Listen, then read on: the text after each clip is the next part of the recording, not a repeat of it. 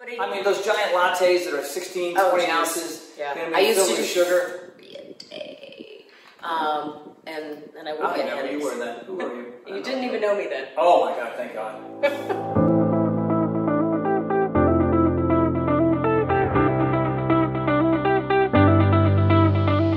Hello everyone, and thank you so much for joining us again today with Tony Talks.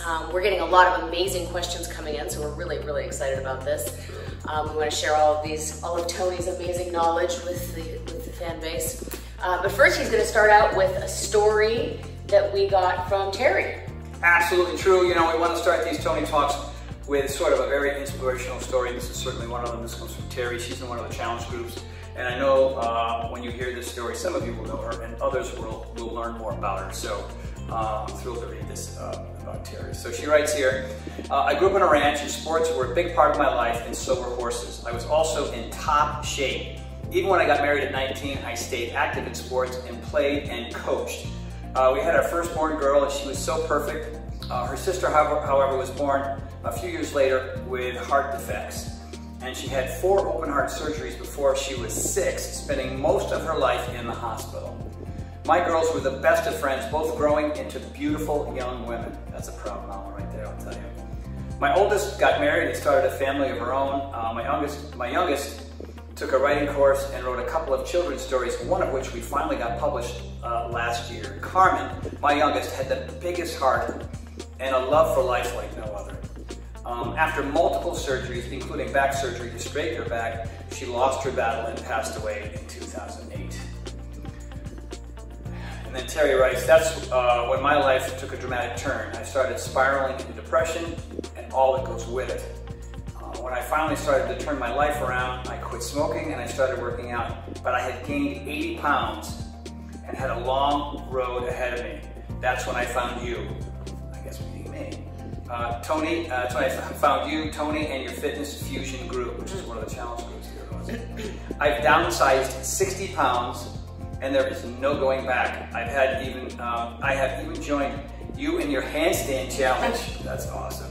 And I won't get anywhere near 30 seconds, but I'm hoping to get at least 1 or 2. I never dreamed that I could be doing some of the things that I am doing today. Getting fit is a huge part of that, multiple exclamation points. When I run with my grandkids and keep up with them, it's the greatest feeling. Thank you, Tony. I'm back, she writes. Right on. Terry. So, Terry, you know, it's just amazing.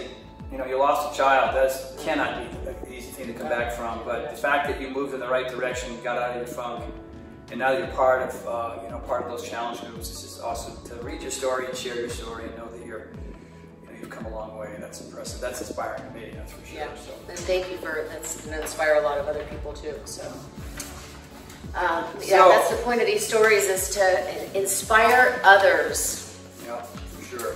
So we will start with our first question. Oh my goodness, it's our second Tony Talks. Some great ones, you guys. Thank you. Keep them coming. So good. It's really hard to choose these, and then we get a lot of duplicates too. So.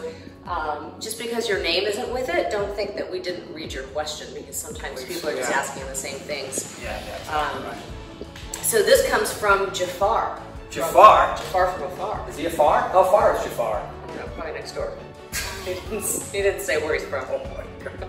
You're good, Miss but Jafar says, hi Tony, my question is, what are your thoughts on soy? Oh. Do you eat it? Why or why not?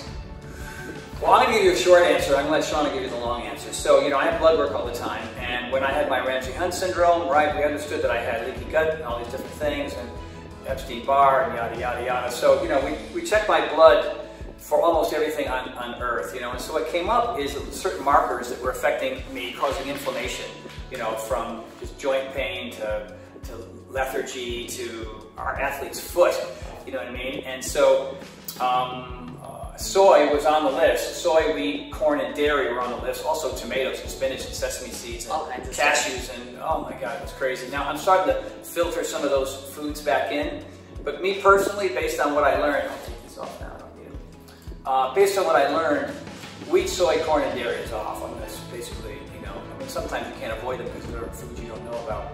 But Shauna's got the real intel on soy. Rock and roll. Tell me so far. Yeah, so before, we both had the same food test done.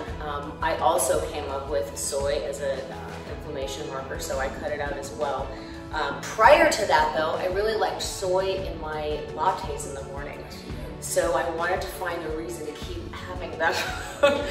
So I did a bunch of research on soy. There's a lot of information, there's a lot of misinformation. I mean, it's the internet, right? So you gotta sift through a whole bunch of stuff. What I did learn was large amounts of soy, it doesn't matter what kind, can be problematic. One of the biggest things is phytoestrogens. And for those of you who don't know, phytoestrogens is a compound found in plants that sort of mimics our real hormone, estrogen. So for men, that can be especially problematic. For women, too much estrogen can cause weight gain, cancer, different things like that. So obviously it's something you don't want a whole lot of. You want to keep that in balance. But what I did find out is you kind of have to ingest a lot of it to get to that point. The other thing that I found out was if you are not in a habit of turning things around in the grocery store and reading labels, you're getting a lot of it and you don't even know it. Usually in the form of soy oil and things like that. So I read everything now. I can't believe how many salad dressings first ingredient is soy oil. So it's tough sometimes in the grocery store to find some really healthy stuff. But anyways, after this we cut it out. One of the other reasons that I've cut it out and will keep it out is because almost all soy and corn now is genetically modified, GMO. And that's what that GMO means if you're not familiar with that term. And kind of to make a long story short, that's a way of changing the genetic code of our food in a very imprecise way with, you know, different outcomes.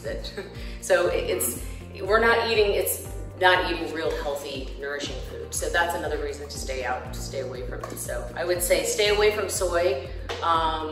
For the most part. Yeah, or definitely eat it in small doses and read your labels. Yeah, you know, the Power Life brand, you know, we talk about it in some of the material that you see online, and we avoided soy like the plague for a lot of the reasons that Shauna describes. And you know, for a lot of populations around the world, soy is a very important part of protein and fiber and things, and you know, edamame is soybeans, you know what I mean? And so you go to a sushi place, there they are. And you know, what we're saying really, this is not a one-size-fits-all. You know, almost every answer that we give you here in Tony Talks is not a one-size-fits-all. It's based on our own personal experiences. You know, our experience with soy just wasn't very good, so we cut it out. And I would just say to you that, you know, see if you can cut it out best you can and see how you feel afterward. If you notice a difference, then it's probably a problem. If you don't notice a difference, then it's probably not soy. You know, I mean, it almost sounds too rudimentary, but it's basically true. So. And I can't say that I won't go to a sushi restaurant and have edamame, so. Occasionally, but I won't anymore. You know what I mean? Like he has much better. My immune system is compromised because of everything I've been through. So you know, I have to be more strict, and I prefer being strict and feeling good over cheating once in a while. I'll have a cheat snack. We all know about my cookies, but we're not talking about that. Good question. What's next? All right, this is from Alistair from the UK. Oh, right, mate, great, fantastic. How's my English accent? It's probably awful, isn't it? I don't even know what part of England, but it's got to be some part. I don't know, like southern London, or I don't know.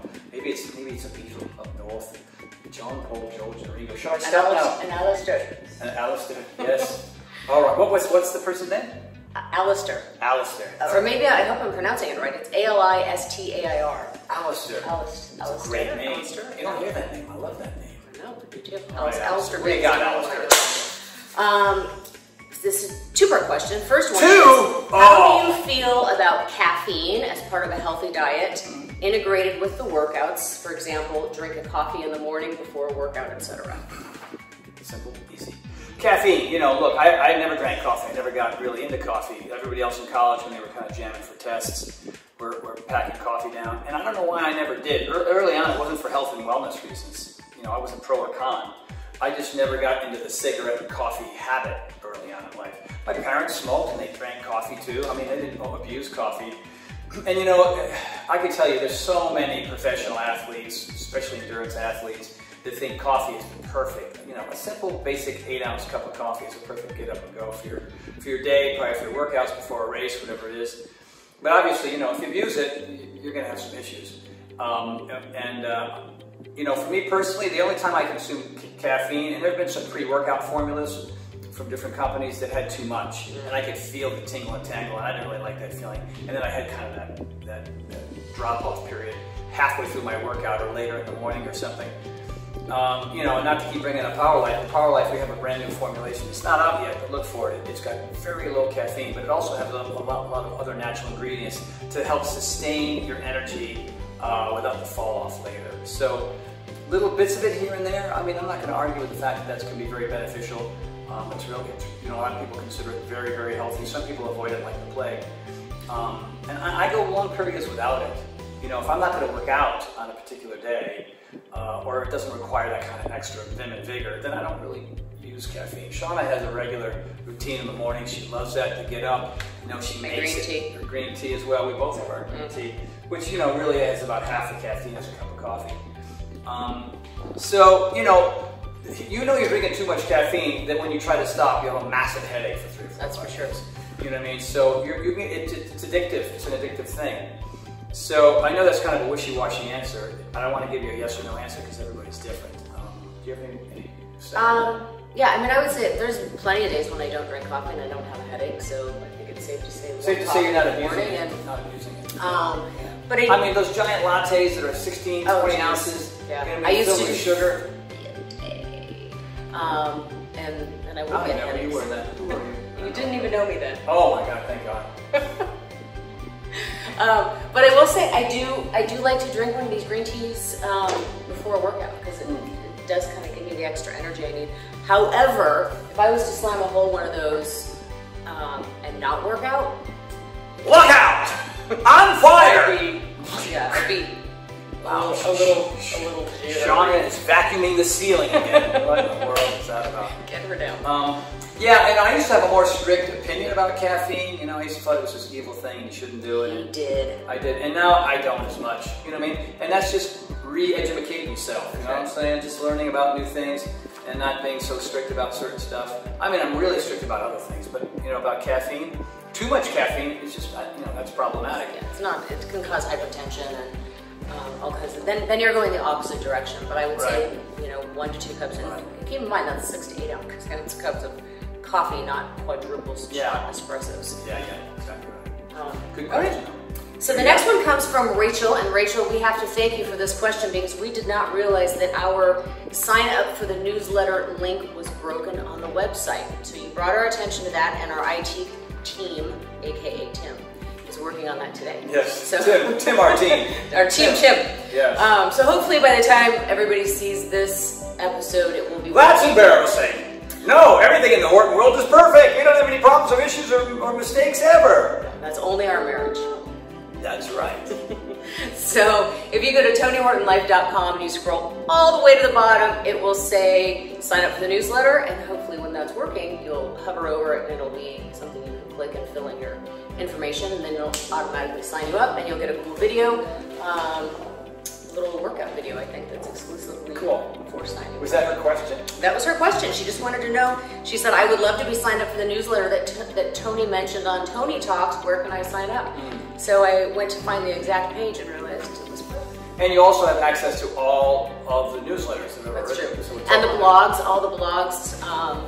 Yeah, so there's a lot of information on there. You can go back and look at some cool stuff. And that's where we post all the events.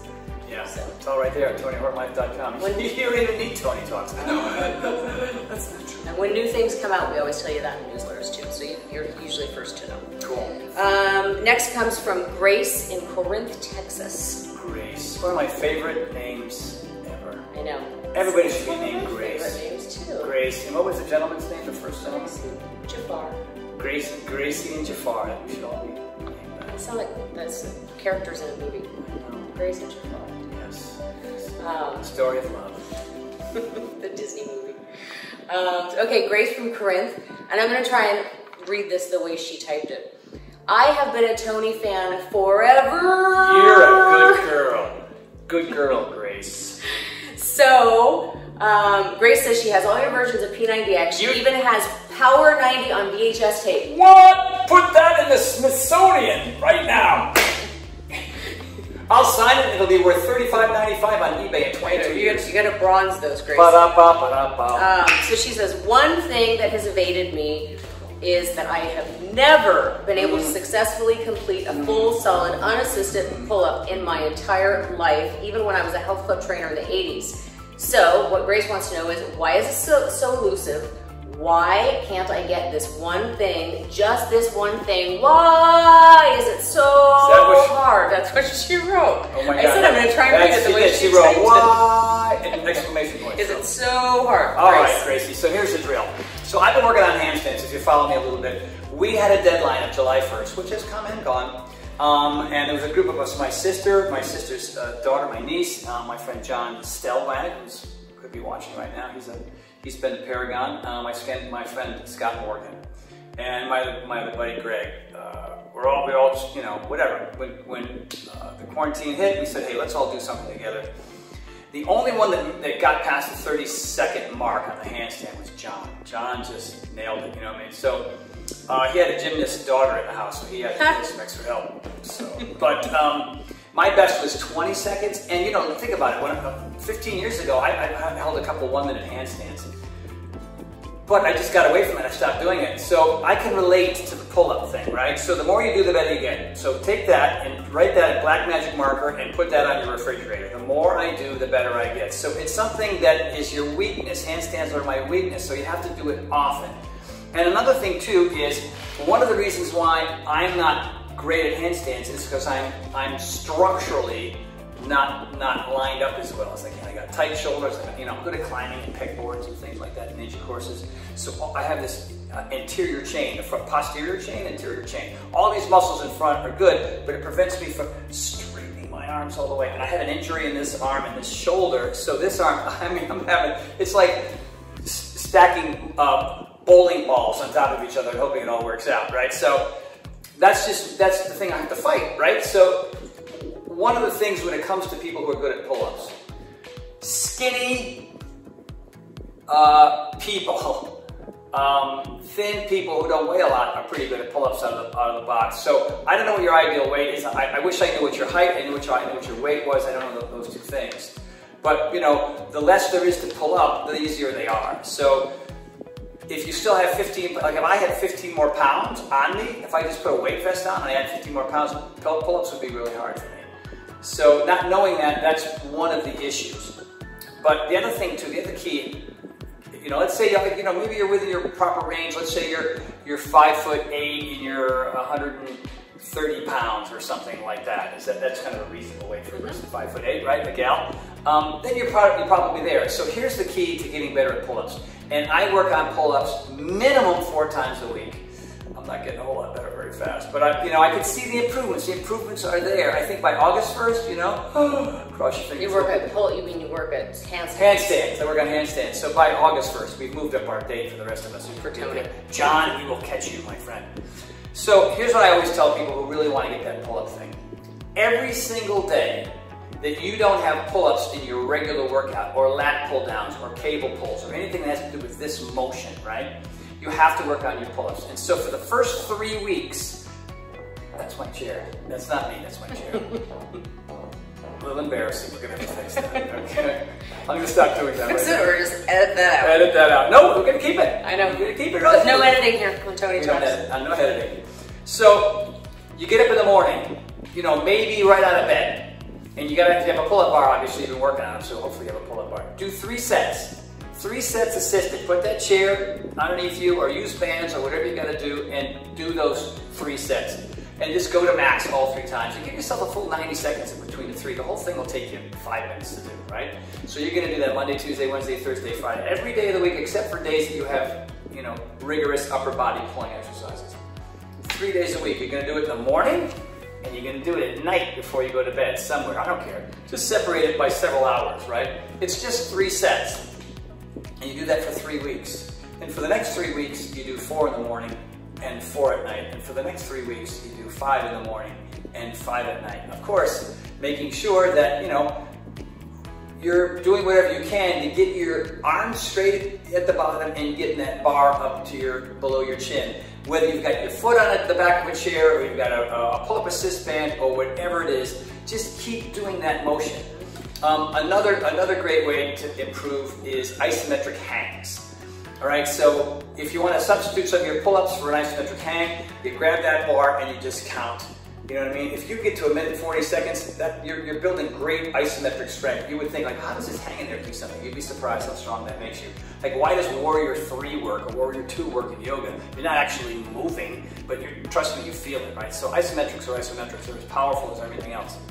And the other thing too that I would recommend is put your foot on the chair, go to the top of the bar. You can do chin-ups or pull-ups or neutral grip, whatever you have available. All right, and then you've got the chair, right? You're up here, and then you move your foot off the chair and you do eccentric. So this is the concentric motion, right? The pulling motion. On push-ups, it's this way. All right, but when you fall into push-up, that's the eccentric motion. So I want you to use your foot on the chair and get up here and then move your foot off the chair and as slowly as you possible go to the bottom. And then you put your foot on the chair again and you go to the top and you do as many of those. So experiment with just pull-ups morning and night, hangs morning and night, mix those in. I mean, experiment with it. As long as you're doing something and you're working on those muscles and it's happening often, the more you do, the better you get. So you got 3 weeks with 3, 3 weeks with 4, 3 weeks with 5 reps morning and night. And then practicing all those different things. I know that's asking a lot, you know what I mean? Like, holy cow, yeah, but the more you do, the better you get. You can't get, like, I think if I had done some form of handstands every day, I would have been able to do my 30 seconds on July 1st. I've improved, I'm better, I'm fired up about that, I want to keep going. But I think that strategy, and you can miss a day or two. It's not oh, I missed 2 days, it's the end of the world, what do I do? Don't worry about it, don't think about it. You want to think long term, this is long term. You want to give yourself a 3-month goal from I can't do any, and if you can do 1 after that practice, you've accomplished a lot. That means you're 10 times stronger than you were. There you go. And I'll tell you what my friend Heather did. What did she do? She was doing, I think, P90X3. She was also trying to learn how to do pull-ups. And she said she would start with her foot on the back of a chair, and then she got to where she just had her toe on the back of a chair, and then she kept moving the chair further and further away. That's right. Until she could finally. You know what? That's really great. I talk about that in P90X, X3. That's probably where she got it. Yeah. So I forgot to hit it, just that I gave you in P90X and P90X3. So that's awesome story. Thank you for sharing that one. Yeah, because initially when the chair's underneath you, I'm going to even add that because that was so brilliant for bringing that up. You want the middle of your foot. So here's the part of the chair, right? Not this part, this is the part, whatever, normal chair. Like the one back there, I don't know if you guys can see it back there in the corner. Right? The mocking chair. We call it the mocking chair. So if other friends are in here exercising and not doing well, I just sit there across my arms and I mock them. In the most positive, upbeat way, of course. Right, so you want the middle of your foot on that chair, right? And then you start moving to the ball of your foot, and then your tiptoes, and then you start moving the chair further away. And then you use your big toe to help you get up.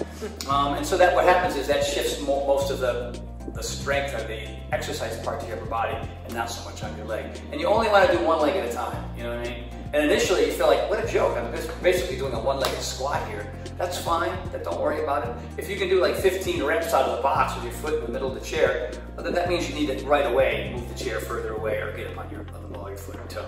So you got the world's greatest tutorial. That's great. You can't do pull-ups. I'm going to come to your house. We're going to do them together. Yeah, Grace, we're going to give you 6 months. We want to know. Yeah. I can't do it after 3 months. If you want it bad enough, you'll give it another month. Look, I have to add another month to my handstands. You can keep going with your pull-ups. That's right. Good question, though. Yeah, good answer, too. Thanks, man. You're welcome. You're very thoughtful. You must do this for a living. I have a couple. I have some knowledge. Okay.